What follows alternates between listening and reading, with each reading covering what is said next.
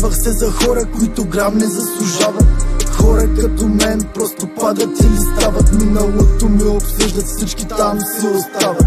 Какъв съм сега, опитват да пресъздават. За грешните хора как ръката сме протегнали. Още се чудят как биха ме засегнали. Аз и онзи в огледалото знаем как сме се стегнали. Докато бяхме в мислите и болката заседнали. Какво съм видял и какво съм проумял. Какво съм претърпял и как бил съм го разбрал. Болката и омразата в едно съм ги събрал. Спрях да ги търся, бил съм полудял. Тялото ми тук, умът ми някъде се скита. Приятели наричах братя, тази мисъл е убита. Отдавна разбрах, че на никой не може да се разчита. Как си, добре ли си, за последно кой те попита?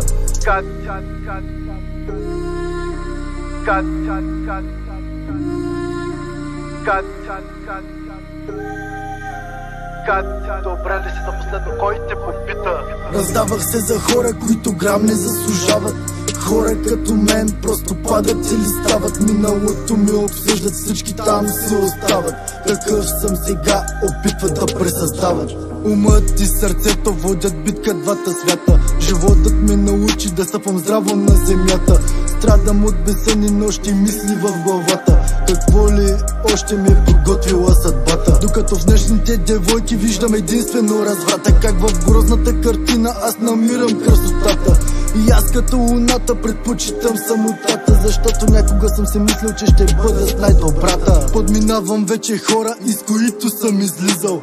Бил съм провален и под нулата съм слизал. Доверие и любов и страхът от тази мисъл. Единствено вярвам в текста, който съм написал. Раздавах се за хора, които грам не заслужават. Хора като мен просто падат или стават. Миналото ми обсъждат, всички там си остават. Какъв съм сега, опитват да пресъздават. Раздавах се за хора, които грам не заслужават.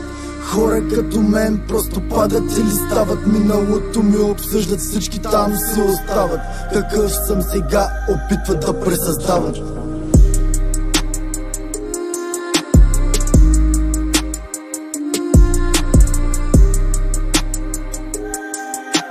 Какъв